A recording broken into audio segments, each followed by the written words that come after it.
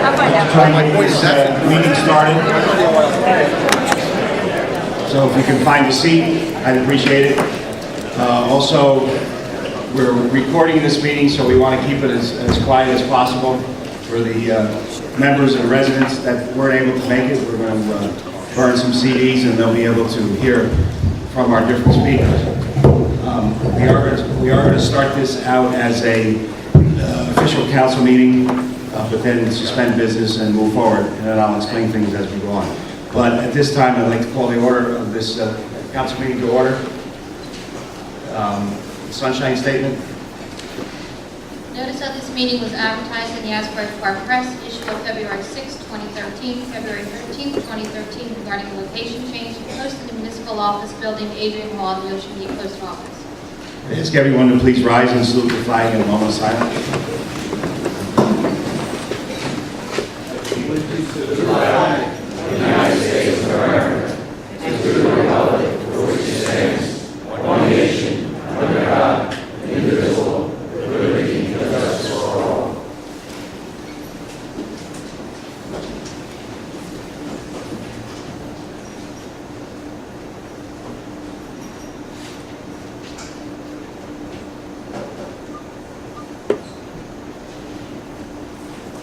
Thank you.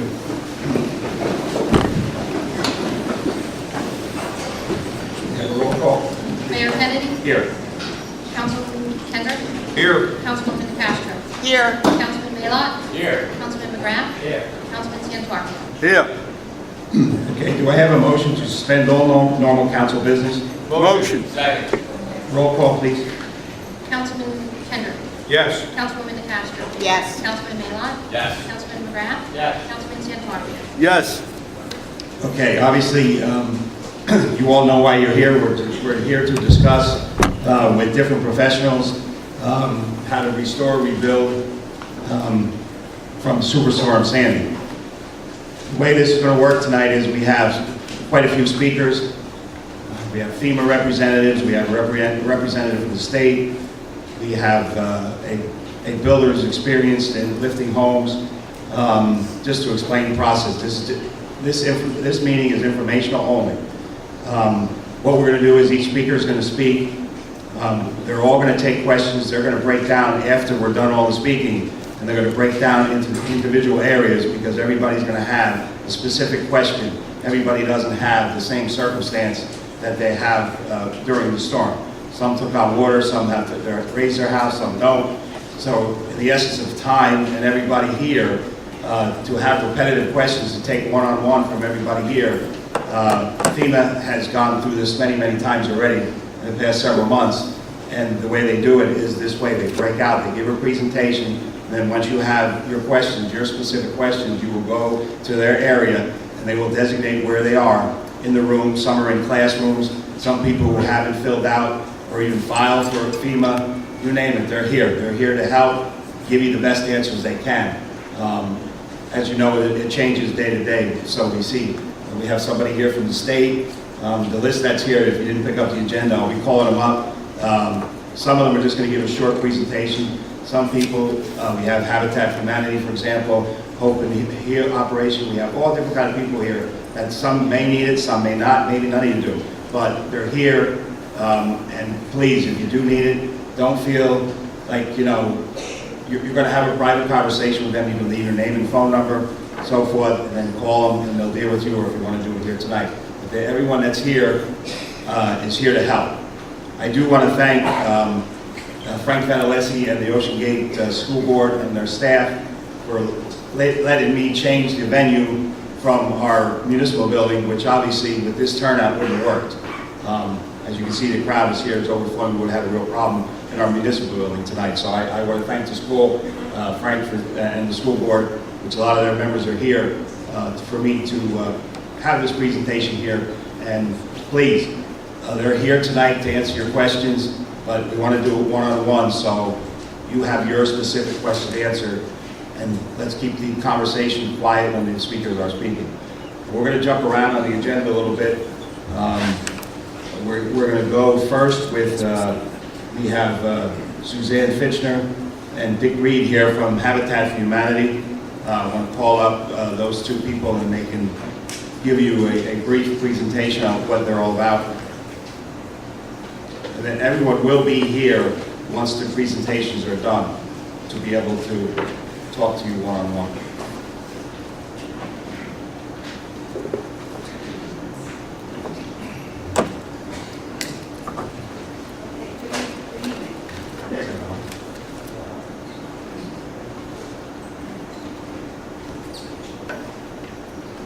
Hello? Yeah. That's it. Okay.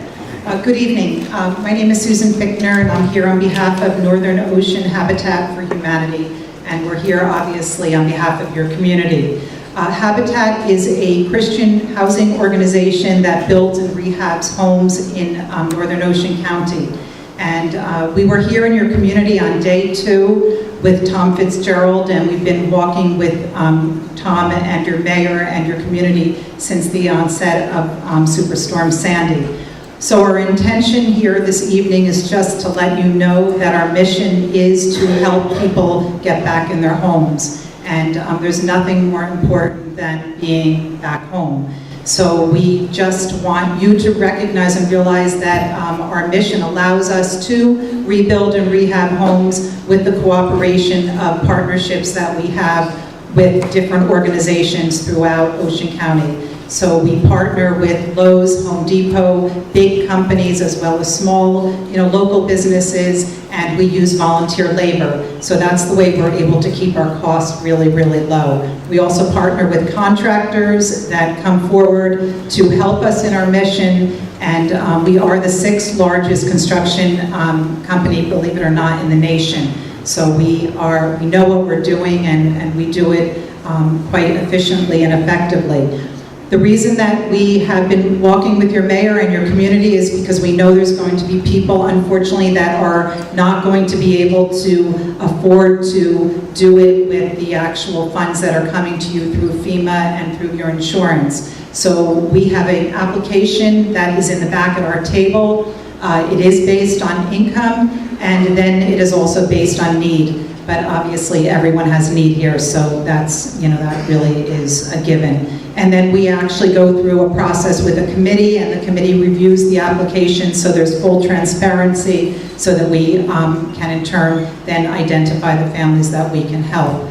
We are not going to be taking your FEMA money or your insurance money. That's not what we do. We actually realize and recognize that the money that you're getting from your insurance and from FEMA, you need to rebuild your lives. So we have what we call a cost recovery, and that's a sliding scale of a percentage that we will be, asking you to, to pay over like a 10-year period. So it's like a promissory note with, a monthly fee. And actually, the monthly money that you pay, we're nonprofit, just goes and helps us to help more families. So we just keep revolving the fund and trying to bring our mission to more people so that more people can have a better quality of life.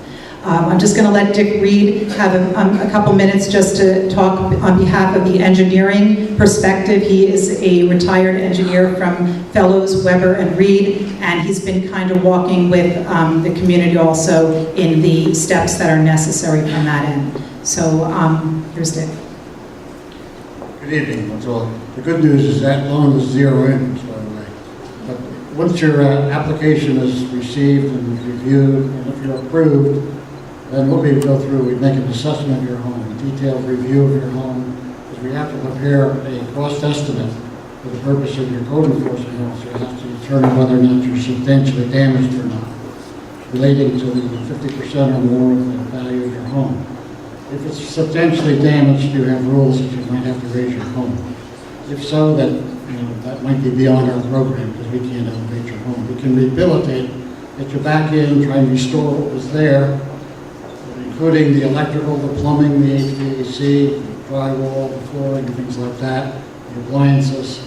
And it's a detailed procedure, but you have to know that the easy thing is to put the drywall back up with the flooring down, but you shouldn't do that until you have a mold test. You can't do that until you check your electric and your plumbing. A lot of things you have to do before that. And that's the procedure we're going through, and I've already worked out a procedure with your code enforcement officer, Paul Utah. So we'll be able to streamline the process and do it right. So we'll be back for the details, so we'll stay here as long as we have to, and I'll be with the details. That's our program. We hope we can help you. Thank you. Thank you. Thank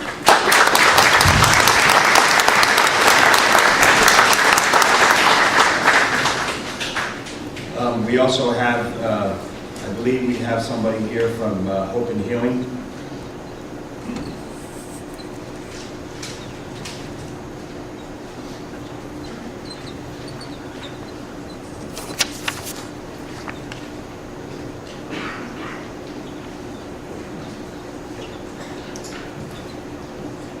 My name is Sean Kingston. I'm with New Jersey Hope and Healing. We're a nonprofit organization. We're funded by FEMA. There's several teams in the county. There's no fee for our services. It's a counseling program, but we don't provide community counseling per se when we meet with you. We do a lot of outreach, door to door, cover events like this. We're at food pantries, things like that. What we do, basically what it is it's an intermediate service that we provide to link you to other services. Just a couple of quick things that are available that you may not know about. The Robin Hood Foundation provided grants to Ocean Mental Health and Preferred Behavioral Health, and we can link you to services, free counseling services through there. A lot of people get standoffish when they hear mental health. It's what people need to realize is they're having normal reactions to an abnormal event. So it's not that you have mental illness, it's just that at this time you may be feeling certain emotions that you haven't felt before because you've experienced something that you've never experienced before.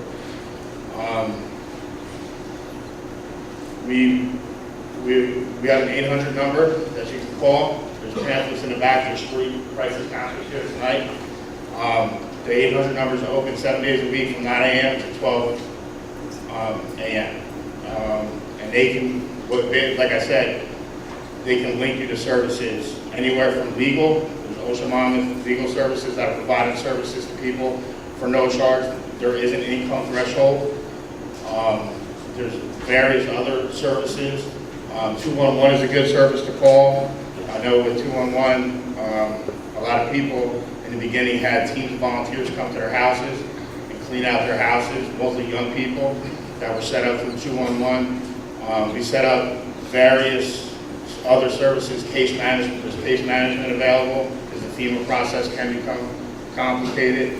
So they help with that. Red Cross has case management, Catholic Charities has case management, and it's the range of services. I don't want to focus just on mental health. They will answer questions about FEMA, legal questions, stuff like that. They'll link you to services to answer the questions properly, is what I should say. They're not going to, you can't call and get legal advice per se, but they'll link you to a service that can give you legal advice. FEMA questions, they are educated on some of them they're not, so they're going to pass you along to somebody that can answer your questions properly. So that's basically the range of our services. There's no fee for the service, and we're available. We'll be here to the end of the event tonight, and I know we'll have teams of people doing outreach in the community in the coming weekends. Thank you. Thank you.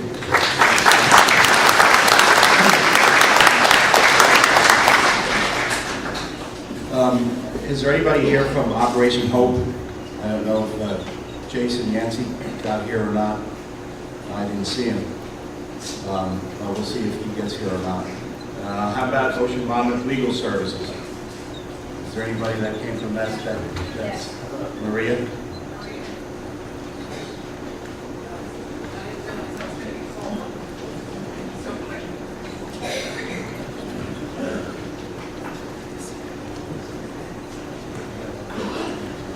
Hi, my name is Maria LaFace. I'm the Assistant Executive Director for Ocean Monmouth Legal Services. You just heard about us briefly.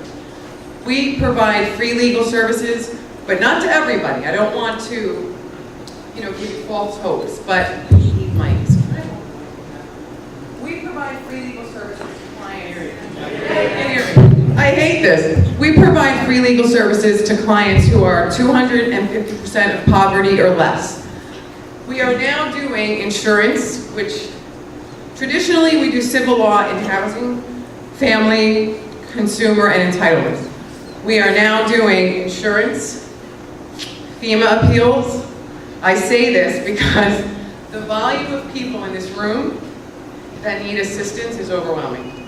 But I would recommend you call us and make an application and see if we can help. So, anybody have questions? No, we're gonna deal with that after, the Oh, questions are after. All right, thank you for your time. Yes. What is foundation?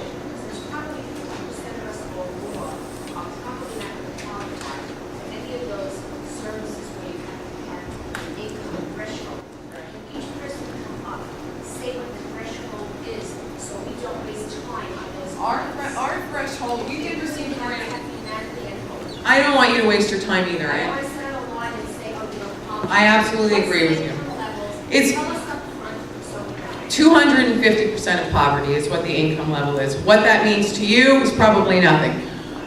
Traditionally, we are very low income, but because of a grant from Robin Hood, we can go as high as 250%. For a household of one, I'm guessing the numbers, it's approximately $30,000 a year, and then you tack on more for each member of the house. So it goes up gradually. There are also asset requirements. Robin Hood has set that at $20,000. But if you have expenses, and this is the other thing, it's very hard to give you a solid number.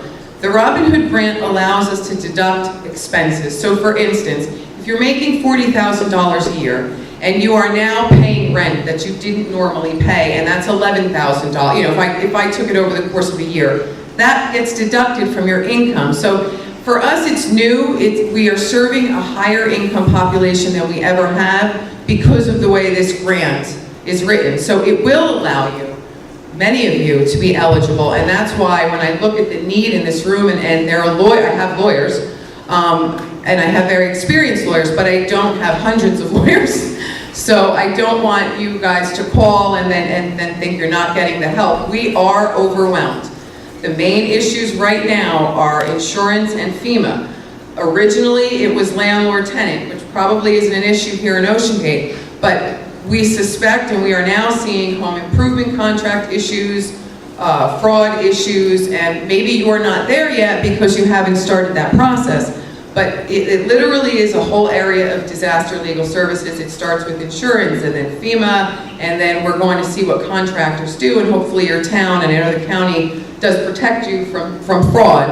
But if you do, we just had a case where someone foolishly gave money and the guy took it and never came back. And I don't want, you know, you're eager to get it done, but there's a way to write a contract. There are things you need to know that go in there so that you can enforce it if and when they disappear. So these are the kinds of things we're doing. A lot more people will be eligible for our services as a result of this grant. I want to give you an idea of, I am in both counties, Monmouth and Ocean County. I have approximately 15 attorneys. And that's, you know, so when I walked in, I looked in this room, and I'm not familiar with this area, but I am saddened and overwhelmed by what you're going through. And if my office can help, we will help. I know people are calling my consumer attorney trying to gauge whether or not they walk away. You know, this is the equity in my home. This is what my insurance company is giving me. This is how I have to raise it. And he's got to do a very thorough legal analysis to determine what you should do. So if he had to do that for every person in the room, he'd quit. So, I mean, you know, I'm joking, but it is overwhelming. So if you call, the intake person will process you, and we've set someone to take Sandy-related intake so you're not caught up in the normal intake process, which will hopefully speed it up. And we will be upfront. If you call and you give me numbers, I'm not going to waste your time. I'm going to say you're not eligible, and I'm going to refer you to the private bar. So I'm glad you asked the question. It's a good one, but the numbers are, you can play with them. So, is that? I brought brochures, but the phone number is 732-866-0020. And you can go to Ellis and Jay's website, which is Legal Services of New Jersey. If you just punch that in, it'll come up. Yeah, and our website is under theirs. They're the state program, and we are under there. I'm going to do something I normally don't do, and that's going to give you my line. I know, but I feel compelled to do it. It's 732-341-2727, and it's extension 7314. One of the things that we are trying to do is get the private bar, private attorneys more involved. So if we cannot take it, will they take it for free? And we are meeting with them regularly to gather a pool of attorneys that would be willing to do that. So hopefully, it won't be quick. It's not going to be easy. Like, I'm sure nothing in your life is quick and easy right now. But we are trying to garner up the resources to meet the legal needs. My number? 732-341-2727, extension 7314, and 2727. 73, now I forgot. 7314. My name's Maria LaFace, and I'm the Assistant Executive Director, and I have been all over doing this, and I'm certain that tomorrow morning I will regret it, but I know you guys need the help. If I don't get back to you right away, be patient. We will distribute the calls, and the goal really is, because it's hard to get a lawyer, you're struggling financially, the goal is to try to get you as much free legal assistance as we possibly can. So, patience, don't yell at me. I've been getting a lot of yelling calls. Thank you.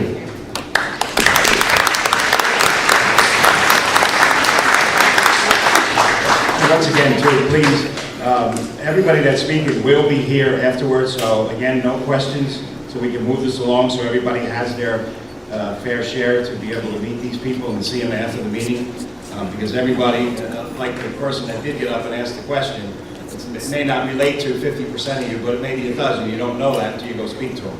So I think that's the way we need to go. Next, I'm going to call Dan Ragney from the Ocean County Board of Health.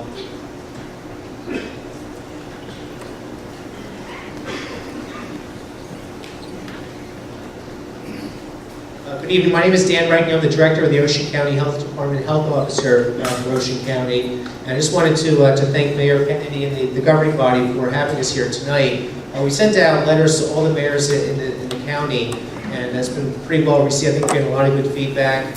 And the big thing is really, you're not alone with a lot of this. There's a lot of agencies, and that's why I think a lot of the theme is here tonight. We're one of those agencies that can help in many ways. We have a table in the back that we can certainly help with many questions that you have. We're a very diverse organization. If there's questions on mold that you have, if there's questions on disinfecting, we can certainly help with that. If you're part of an organization that you think you'd like to have a speaker come out, that congregation, whether it's a faith-based organization or it's a civic organization, a local business, contact us. We can have a speaker come out to that organization as well. If you're a restaurant owner and you're involved in some kind of a remediation or working trying to get that establishment back up, we've been meeting weekly internally to be able to get a game plan together to meet with those business owners. We have I've asked my director of the environmental division to assure a 24-hour turnaround to meeting you on site at that establishment to be able to get that site back up in operation. We also oversee the recreational bathing. We've had actually water samplers and testing already starting in January to be able to establish baseline measurements in terms of where we're at in terms of moving ahead to get back to a sense of normalcy within our community. So there's a lot of stuff that's going on. There's a lot of organizations that are out there. Another role, I think, of the Ocean County Health Department is to help you navigate the system that's out there. Because honestly, it's confusing to me working in the system for 19 years. And I can only imagine somebody from the outside looking into the system, whether it's a healthcare issue, a social service issue, a human service issue. One of the roles I see from our perspective is to be able to help people navigate that system. We have a lot of resource directories on our website that can also help you navigate that system. But we have a lot of dedicated staff as well that can assist you with that as well. So I would encourage you, feel free to contact us, and we can certainly help you with many of the questions that you may have. If we don't have an answer, we will certainly research that and assist you in trying to get an answer for those questions that you may have as well. Thank you, Dan.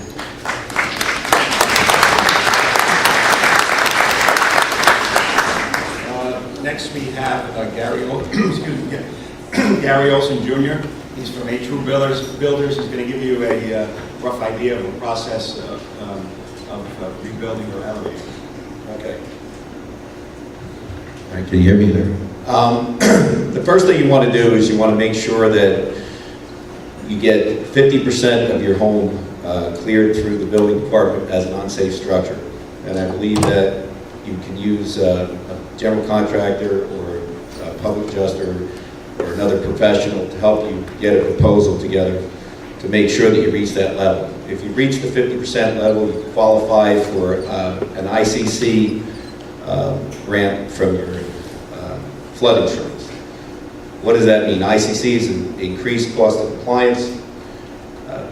I would advise that if you have an opportunity to take advantage of this, I would raise your home. It'll help you survive the next storm. It'll give you insurability because the rates will go up significantly from what I hear.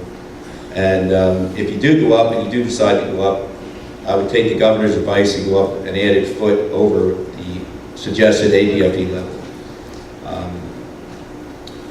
I would say that a lot of people are confused about the process. I just wanted to tell you a few things that are involved. Once you get your unsafe letter, you would have to submit that to your ICC people.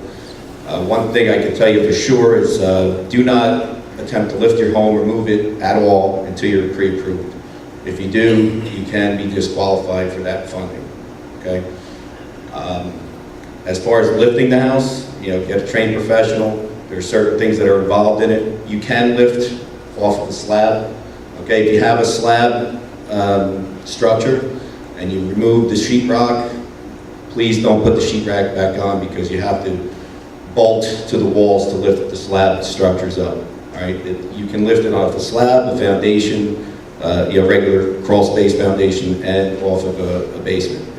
It's all taken on a case-by-case basement. A lot of times you have to pre-qualify each application on its own. There's clearances that need to be done.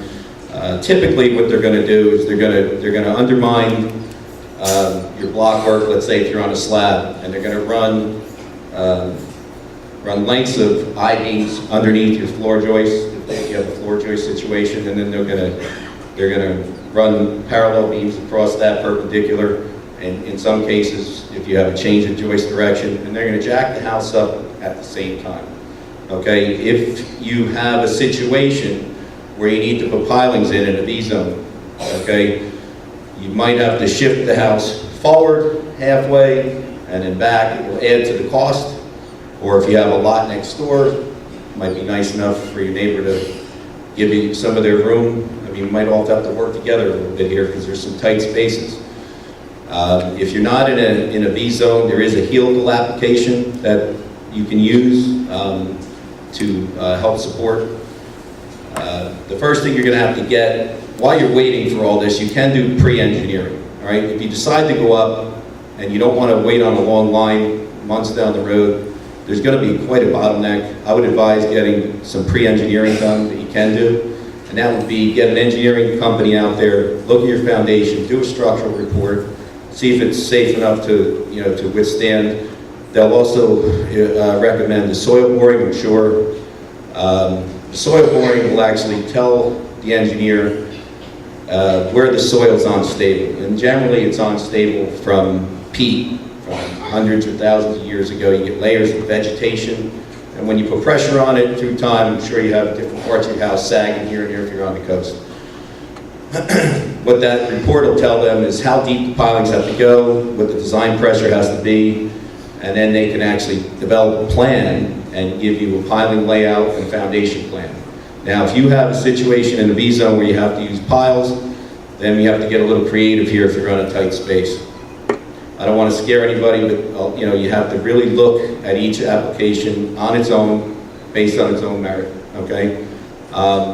If you're in a situation where you're out of the V-zone, if you're in an A, we can raise the houses and use helicals, and the helicals you can twist them into the ground. We can lift the house maybe 8 feet in the air, get underneath it, and do what we have to do, and just set the house back down on whatever we're going to use, the foundation, whatever the engineers design.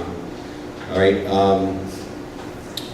I'm sure there's some more that I'm leaving out here, but the general idea is that there is there is some work to do with that. You know, you got to get all your disconnects done properly and notify all your utility companies, and then you have to get it reconnected properly. So there's a time. You know, there's some I'm hearing some of the water and sewer companies are 4 to 6 weeks out before they'll even disconnect you. So while you're waiting, there's a lot you can do in the process if you are going to lift your home. I mean, you don't have to actually wait for the ICC money. And one thing you need to be aware of is that the ICC money is a reimbursement. Right? They don't just cut you a check and say go to town. You have to prove that you did the work, and I believe that then they pay you after it's completed. So that's what I know about. So I offer to come down here and just shed a little light on what I know about lifting homes, and I hope that helps you guys. If you have any questions, I'll be outside. Thank you.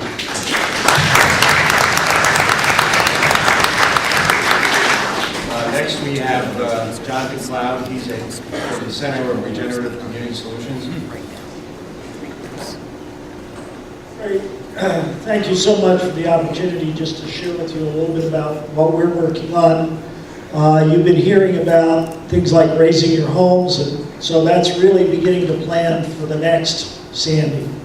Our work is on that level. We're looking out into the future, trying to help communities primarily come together and begin to look at the future that they want on the coast, that's sustainable, that's resilient, that they can withstand the kind of storms that we expect are going to come, and the kind of sea level rise and all the other impacts of climate change.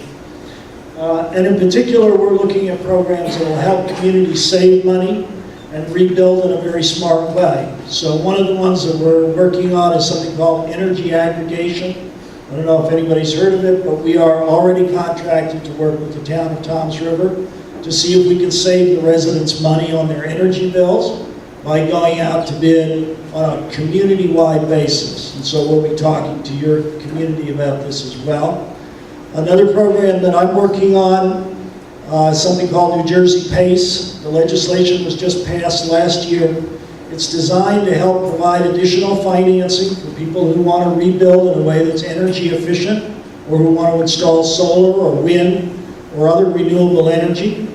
And we just met with the original sponsors of that legislation. They're looking at seeing if they can extend that to cover other things such as hurricane-resistant construction, such as safe rooms and so on, so that those funds can be made available, because it's clear that even with all the grant money flowing and all the insurance money flowing, it's never going to be enough. And we're particularly focused on the business community, because the PACE program right now only applies to commercial properties. But in some ways that's good, because they don't qualify for many other things. So hopefully they'll qualify for us, and we'll be here to answer questions about it. And I want to introduce my wife, who's going to speak about some of the workshops and dialogues that we're proposing for communities in this situation. Thanks. Hi, I'm Victoria Zellin. So a lot of the things we're talking about here are where you as an individual homeowner have to make some decisions. Are you staying? Are you selling? You know, are you going to raise your house, or are you going to just see what comes and repair it as it is? The kind of work that we're envisioning in communities around the coast is, in order to give people a better context to make those decisions, is to bring together the people in the community, the municipal leaders, the homeowners, could be vacationers or people who come and stay in your homes in the summer, the teachers, the businesses, everyone coming together with a stake in the community and saying, what could the future look like? What kind of community, if we had a chance to whiteboard it totally, blank slate, what would Ocean Gate look like 5, 10, 15 years from now? Because if you think about it, we don't really want to rebuild as if it was today, because in 5, 10 years, the world is going to be a different place. So each of you individually is going to need to look at, how do I rebuild, thinking ahead? And as a community, if we're going to repair some of our municipal structures, or what should it look like? And there are many experts that can talk with us about sea level rise, about the price of energy. Everyone knows the price of energy is going to be going up. What is that going to mean for transportation? What is that going to mean for the price of food? What is that going to mean for where we get the things that we all need every day to exist? The world's going to be different in the future. What about planning for that now? And then when you do that as a community, it makes it so much easier to plan for you as an individual. How do you see yourself in that context? So that's what we're hoping. We're going to be putting in some applications with communities that want to do this process, and it does take time. It takes days of time, volunteer work.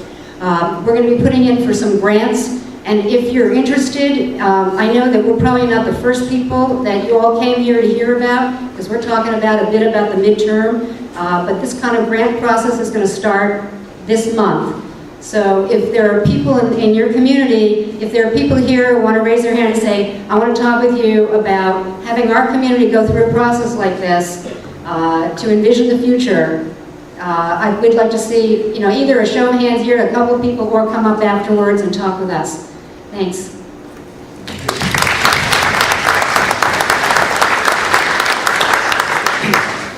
Is there anybody here from Congressman Bunyan's office? I believe somebody is here.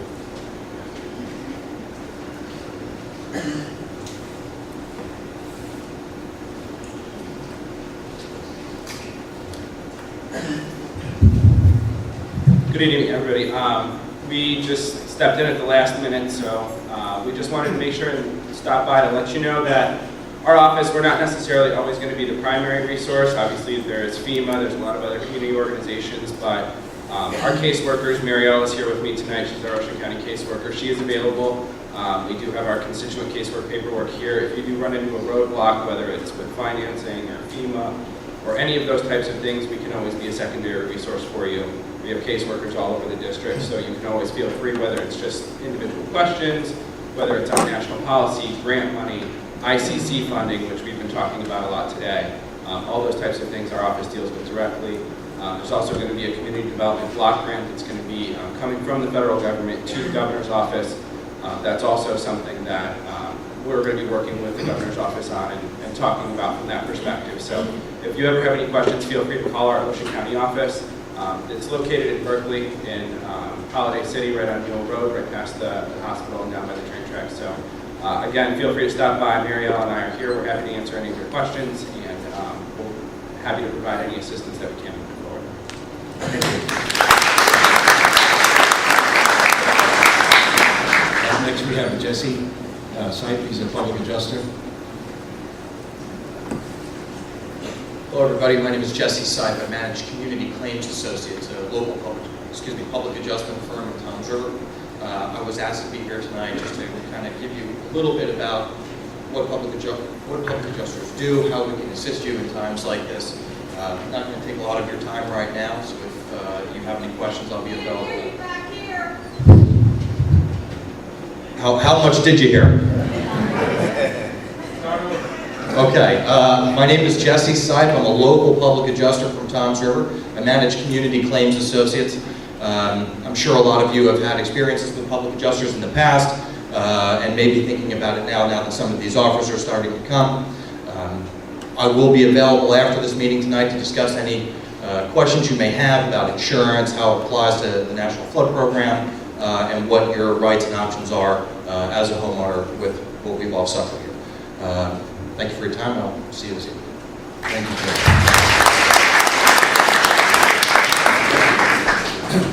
Now I guess this is what you're all waiting for. FEMA people. We have Matt Buffington, who I met yesterday, and coordinated a lot of the staff he's got in here. So he's got a ton of people. He's going to kind of run through the routine and introduce his people. Thanks, Mark. Thank you, Mayor, and thank you, Council. Thank you, the Township, for inviting us in here. It's a real rough time that you're going through. A lot of us have been brought into FEMA because we're disaster survivors as well. Throughout the years, a lot of us have dealt with everything from earthquakes, fires, floods, hurricanes, tornadoes, and such. That's what's brought us here.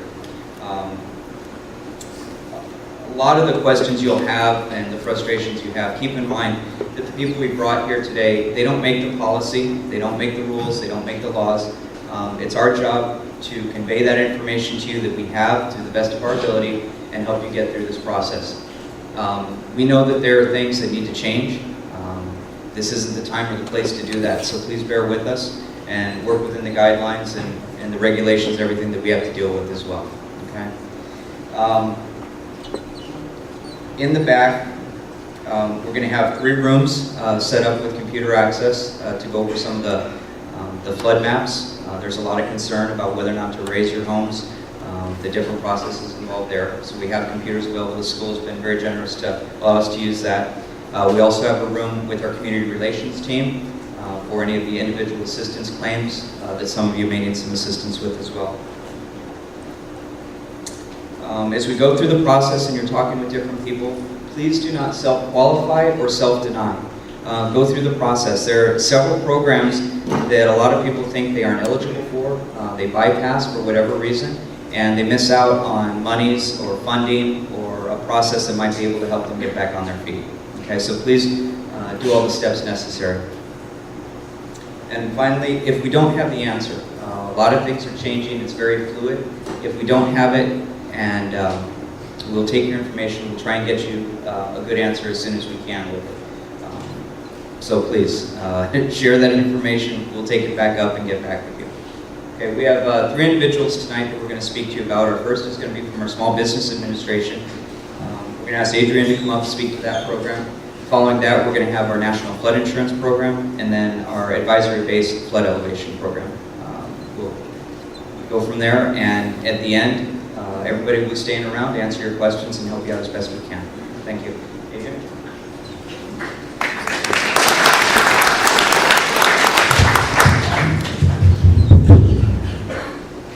I always feel like I'm gonna fall over on that thing. So, can everybody hear me? Okay? All right. My name is Adrienne Lanive. I am with the Small Business Administration Office of Disaster Assistance. I know everybody hears SBA and they think, wow, I'm not a business. What does this matter? I am here to talk to you tonight about our program.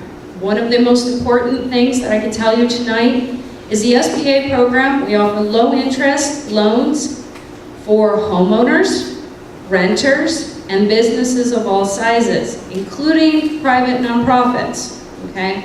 I know it was kind of unsettling again, the name doesn't help, but we do. We are the primary financial resource that you're going to use to rebuild your lives, essentially rebuild your homes, replace your property. That's what we're here to do. Our loan program for homeowners can be up to $200,000. We have interest rates as low as 1.688%, and the terms can be up to 30 years. And that's for your structural damage. For renters as well as homeowners, for your personal property, that's your washer and dryer, your beds, your clothing, dishes. That's personal property. We can offer up to $40,000. Again, low interest rates can be as low as 1.688%, term of 30 years. For our businesses, now there's 2 different kinds of loans that we do offer for our businesses. They can be physical damage loans, can be up to $2 million. And we offer what's called economic injury loans. Maybe your business wasn't physically damaged, but you didn't have any power, so you had to throw away all your food, or you had to, you've missed the season somehow, or you have to gear up. Whatever that is, they're working capital loans, whatever it takes to keep your doors open. Again, it can be up to $2 million. One of the things that I know everybody's been talking about, major thing, is the elevation. Once you're approved for a loan, if you have to go back and add more funds to elevate it, you just pick up the phone and you call your loan officer and you say, hey, I need to elevate my home, what can we do? And we're going to adjust that loan, all right? Main thing to remember about these loans, they are no obligation, period. No fees, we're not going to hold your feet to the fire. You can sign that loan all the way through the loan closing, and before you take your first draw, if you call us up and you say, hey, I found another way of recovery, fantastic. We'll be happy for you, and we'll cancel the loan, and that's not a problem. If you get the loan and your insurance kicks in later, that's fine. We'll take that and use that to pay down your loan. No fees, no prepayment penalties. So these are really, really flexible. They're not like bank loans that are very structured. We can make it work the best we can, all right?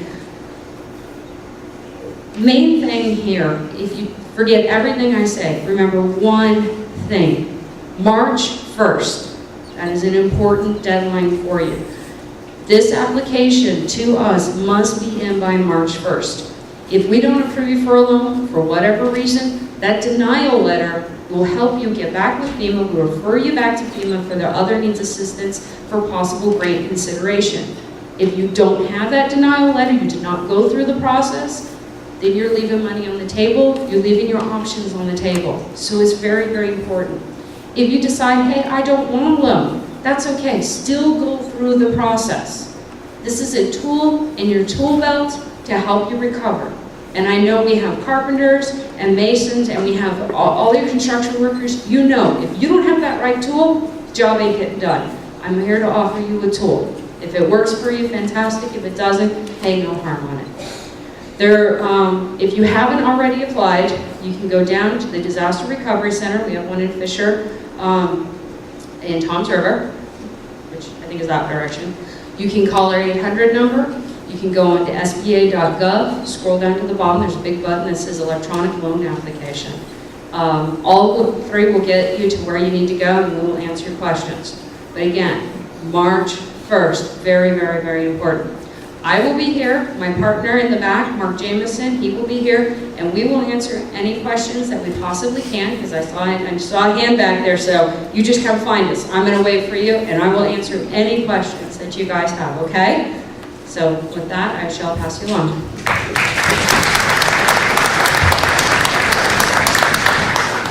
Wonderful, thank you. Now, BJ. BJ is from our National Flood Insurance Program, and she'll speak to that. I'm better if I put this on a stand, I think.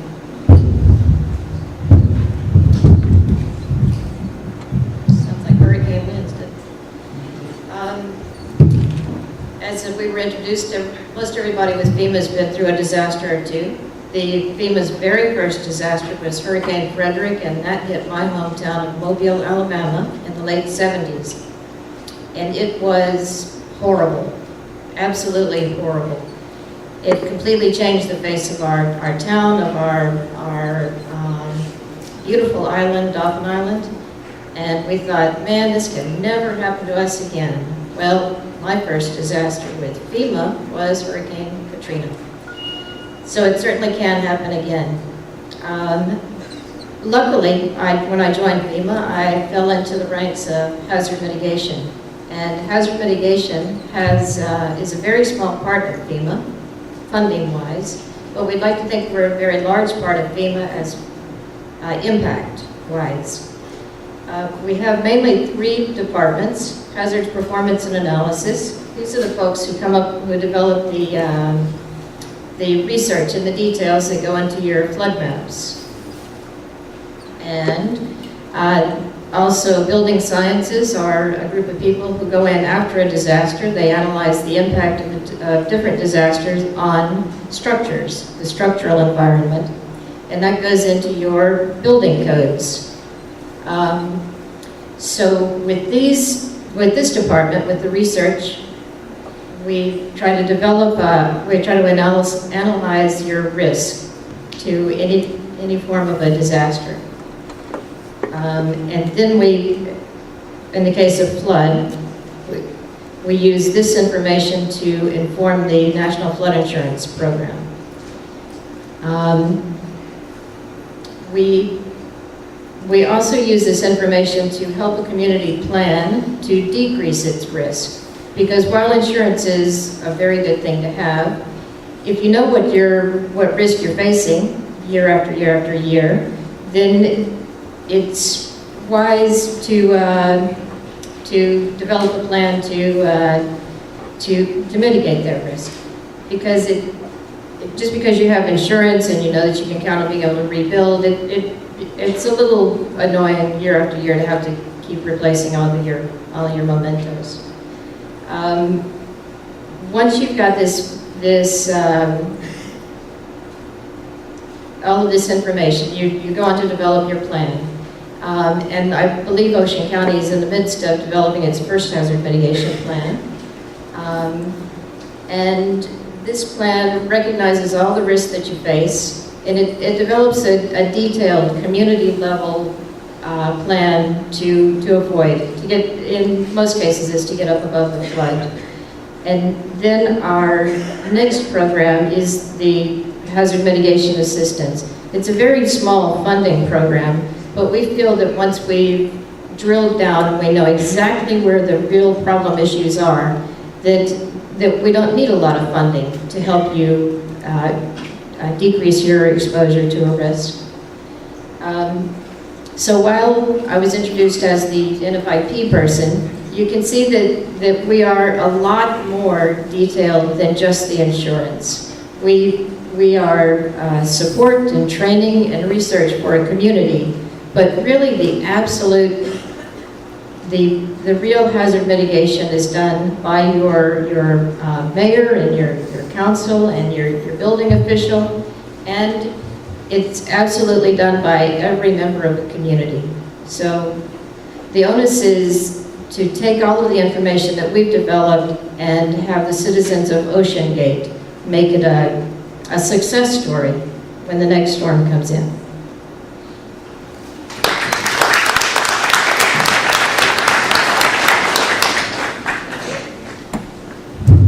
Yeah, like she said, we do cover a lot of areas and shouldn't pigeonhole to one particular method, so I apologize for that. Patrick, if you'd come on up and speak to the advisory-based flood elevation within your area of expertise.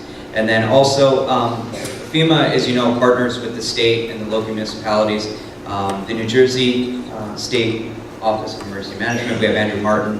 He'll speak after Patrick as well, kind of cover some of their programs as well, help everybody out.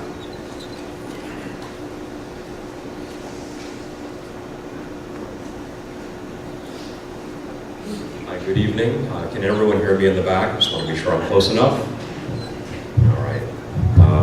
Only a few times that I've ever been in front of a microphone in an audience is for a late night karaoke or two a few years ago. So please bear with me. I'm a bit of a low talker, but I'll try to speak up. Just acknowledge if I'm speaking too low.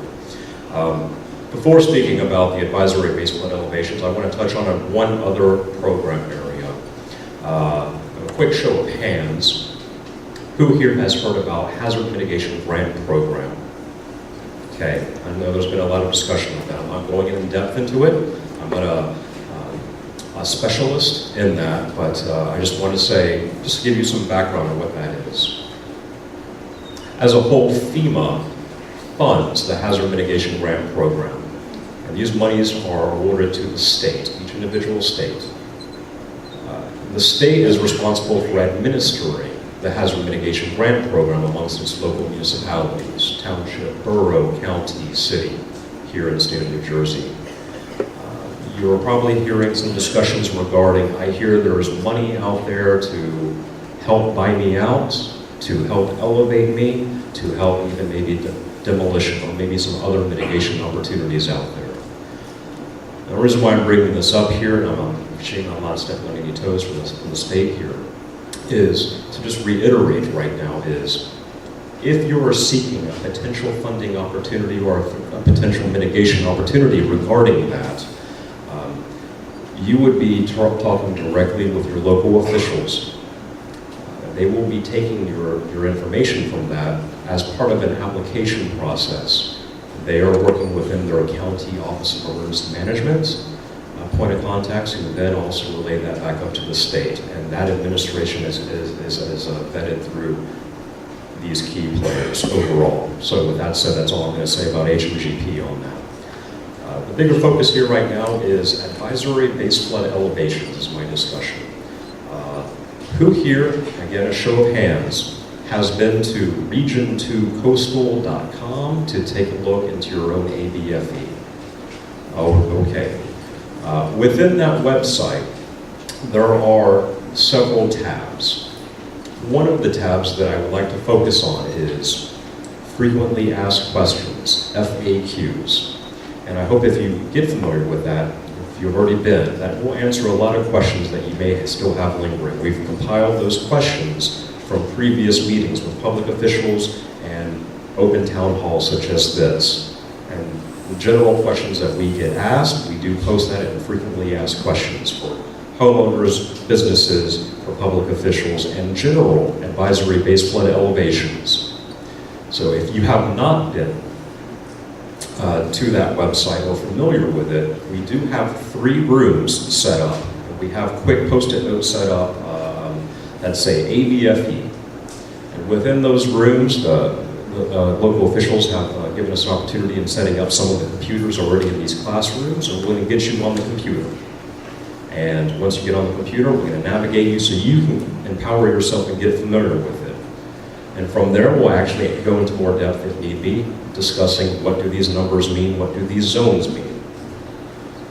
If you are very familiar, and sir, at this time, I'm not going to be taking any questions, as is with the local officials. We're going to wait, and when we're going to break out, or you just can't hear me? And we all have cards. I can give each an individual out, but it's region number 2 coastal.com. And you will see it there, and all these stations will have cards too. And if you for some reason don't get one, come see me. I'll be sure to put one in your hand. And those that are familiar with the website and you understand the detail, but you want to go potentially more in depth and discuss one-on-one with someone, I do have a colleague here, Andy Reed, is the very tall, handsome young gentleman in the back, raising his hand. He will be located in the room with me in room 106, which I think is the 3rd grade class for Miss Jagasis, thank you. It'll be right over here. So with that said, I just have to do some preemptive stuff like that because I want to be sure that you get navigated for more information after that. So what is the advisory-based flood elevations? ABFEs. Let me say this is a big myth. This is not reactionary to Hurricane Sandy of these events. A few years ago, Congress awarded FEMA money in order to update maps, flood insurance rate maps, coastal studies. 2 years ago, at least for your concern, the state of New Jersey was being restudied for updated flood insurance rate maps. Your current effective flood insurance rate maps, also known as flood maps, however you want to say it, that affects your flood insurance, along with code compliance regarding any new structures. This has already been in the works for a couple of years. Hurricane Sandy, unfortunately, hit and has affected each and individual one of you. FEMA wanted to help step up and being proactive. The new flood insurance maps will be coming out anywhere from 18 to 24 months after the preliminary maps come out this summer, and I'll explain. Your current flood insurance rate maps are anywhere from 25 to 30 years old statewide. Floodplains change, risks change. So keep that in mind. This is what is affecting the ABFEs. The ABFEs were put out to the public about mid-December, and this website's been live since then. We've had many discussions and meetings with public officials in all the 10 coastal communities up and down the state of New Jersey. FEMA felt they had enough information to release ABFEs to you, the individual, and to the public officials to review, for you to start rebuilding as a proactive measure, for you to see that, these are what are going to be reflecting as the new floodplains and zones and issues. This summer, by the end of this summer, the state of New Jersey will be issued out new flood insurance rate maps as preliminary. There will be a time period to where your local officials will invite you to come comment within your flood insurance rate maps as the preliminaries. That then goes back, that's up for debate, and if you have better data and you disagree with this through scientific data, and these are based off of sound science data, models, historic data, that's where you have your debate time, the vetting process, I'll say that. Approximately 18 to 24 months from then, when the finalized effective maps come out, they will be sent out to your local officials, and they will have up to 6 months to adopt the new effective flood insurance rate maps. And that is when the flood insurance is maybe different, positive or negative, because of the new official maps. These are advisory. These are, we'd rather you try to rebuild to what is going to be coming out versus you rebuild whole only 2 years from now to now be out of compliance from the new insurance maps that will now potentially negatively affect your flood insurance. That will be repeated if need be again, individually, when we break out. I won't take any more time up here, but I just wanted to refocus this and just letting you know what the advisory-based flood elevations. Most of the questions that you may have and have not been answered may already be on the website under the frequently asked questions. So with that said, myself and 3 of my colleagues will be manning 3 different rooms with several computer stations up there to help you out. But again, if you have more detailed questions, you're already familiar with the website, you may already have your map panel printed up and want to discuss more, the gentleman who raised his hand in the back, Andy in the suit, will be in room 106 with me if you want to go ahead and approach him directly for more thorough information. And with that said, I think I've spoken enough at this time. Thank you very much again for your time, and I appreciate it.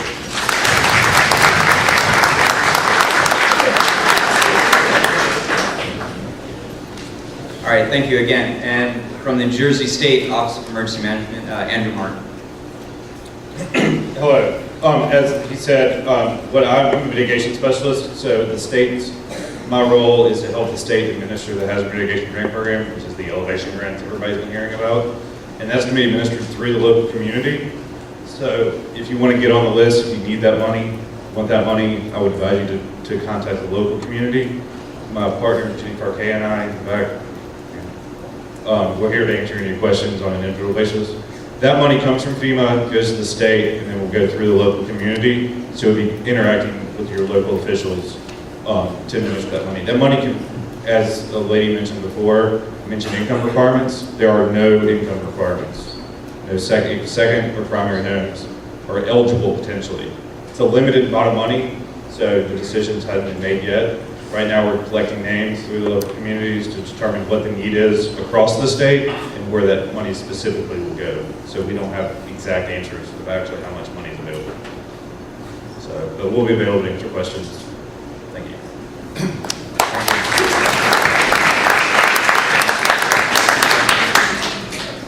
Just on that hazard mitigation form, we do have a form on our website, on the borough's website, which is OceanGate, OCEANGATE, -nj.gov. The form is on there. There's also plenty of forms in the lobby of the municipal building. We so far probably have about 30, I think, turned into the office. So the sooner you get it in, the better you are if you want to apply for that. So those forms are there. It's a one-page form. It's pretty simple. Now, we're turning now from FEMA to our local guy, which most of you, not most of you, some of you have made appointments and sat with Paul already. And he will, has Darlene here tonight, Acevedo with him. After the meeting's over, if you need a more detailed appointment with him, because he's been sitting down for, he says 15 minutes, but everybody's usually a half hour, 45 minutes with everybody he deals with. To get more detailed information, you'll get exactly locally what you need to do. Paul tonight is going to give a brief explanation as to what's going on. He's our construction/code official. You need that, please. Okay, good. Oh, you've done already. I'm done, he said. All right, everybody get to hear what they need to hear? All right, great. Our FEMA representatives have answered some of the questions that you may have had that I had information on here. So I'm gonna step up a little bit and go into where we are in our office as far as putting all the pieces together. I had a program to give you some demonstration tonight, but I think we're probably better off doing that on a individual meeting basis. As far as that individual meeting basis goes, I've had some block people call, said they would get their block together and we would have a general meeting for, say, 10 or 12 residents at one time. I'm certainly amenable to that. It'll save time. It's a small enough groups that we can meet in the council chambers and answer all your questions together and give you a guidance as to your next step in repairing or reconstructing, which includes raising or repairing or rebuilding your home. The term is reconstruction. That's used in most of the state and federal guidelines. The basic things that are going on in the state now that we have to deal with are that there's a, I got to think of the name of the, there's a Flood Hazard Area Control Act. That was in effect since 2007 in the state. Most communities didn't really involve themselves with it until Sandy hit. At which point that said that any home that was dealt with or newly constructed in a flood hazard area, which most of Ocean Gate is now in a flood hazard area, except for very small parts of it, had to be raised 1 foot, the finished floor, above the base flood elevation that was on our existing firms. Firm meaning flood insurance rate map that existed prior, that the gentleman mentioned. Currently, we have to address that same issue, the 1 foot above, before we issue any permits in a flood hazard area. This is where the Governor's Emergency Flood Hazard Area Control Act rule that he did on January 24th of 2013 hit our communities. What he did was say, we need to move on, we need to get something set in stone, we can't have each individual community going with different aspects of what they want to do. So he basically adopted the advisory-based flood elevation map from FEMA, because by the guidelines of the state and the DEP that had enough research to it to legally utilize that as a flood elevation that we have to go to. At this point in time, my office has to enforce that law, whether the municipality adopts the advisory base flood elevations or not. It was adopted by the state, and it's a state regulation that forces me to enforce that issue. The only thing that is mentioned by the DEP at that point is it advises, this is as of February 12th, the last advisory I had gotten from them on their letterhead, is that it advises the municipalities to adopt the advisory-based flood elevations so that they are eligible for these mitigation grants. Now, I don't know whether that's an arm-twisting procedure or not. That's for council to look into, but I don't want them to get caught behind the 8 ball. So I recommend at this point in time, Darlene Acevedo, who's my technical assistant in the office right now, and I'm so grateful to have, most of you know I've been going crazy in there. She will be up here tonight after the meeting. If you'd like to make a meeting appointment or organize a block group, let her know. She'll take your information down so that we can meet and discuss the issues of how you would proceed with your permits and that process. It will require a development permit, which will deal with a flood development issue, which is under the zoning office, and I am also the flood administrator, so I will be visiting every house as of 1/24. This has to occur to see if there's substantial damage. If there is substantial damage with the permit application, then you will have to comply with the rules and regulations. As was said earlier tonight, we don't make the rules and regulations. We have to go by them. And we have to make it as easy as possible for you to go by them. So that's why these meetings are very important.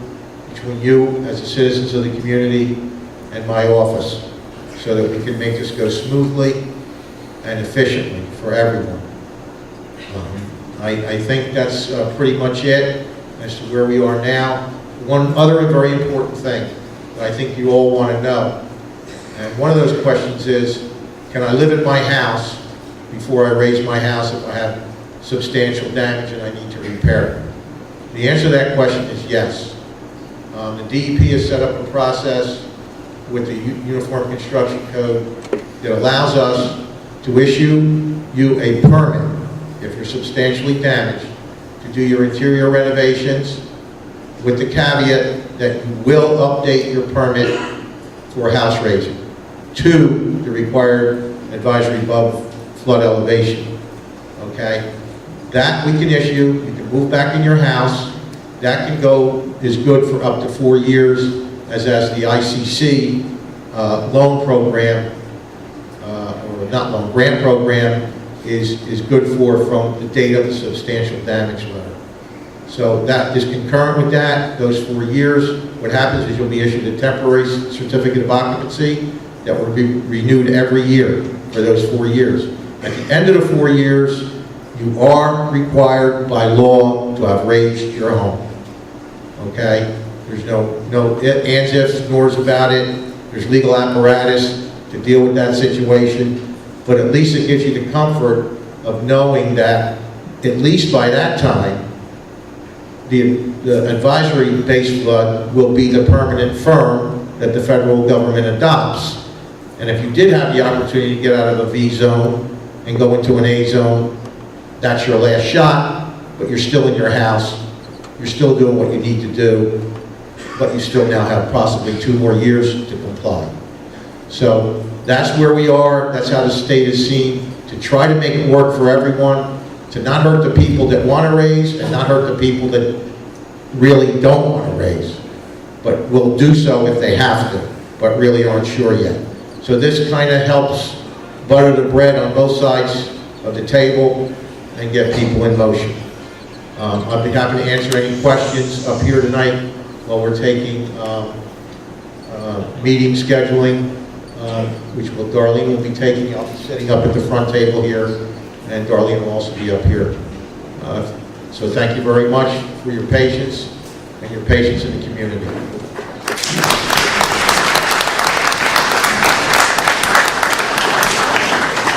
Just for public knowledge, the council has introduced for the first reading already for this, the new flood maps, advisory maps. It has been introduced.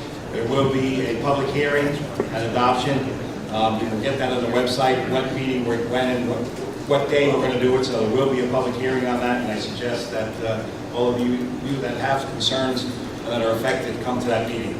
We won't rush into it. It won't be in 2 weeks. It'll be on the website, and you'll know when that is for when we're going to have that. So the council has moved forward on it.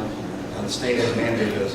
There is another woman here, Jane Barone. I don't know if she wants to speak. She's from the state. I don't know if she wanted to say anything or not. If she's still here.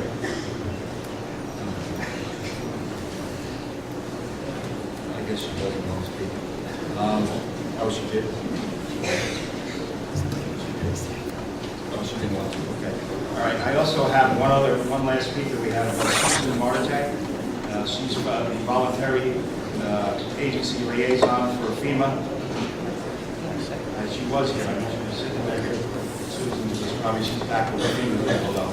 But with that said, I do suggest that you seek out the FEMA people are here. Go in the rooms, get the website. The actual website, the Region 2 postal website is on our website as well. There's a link there that you can go to that. Those of you that are familiar with that. We also have our borough engineers here.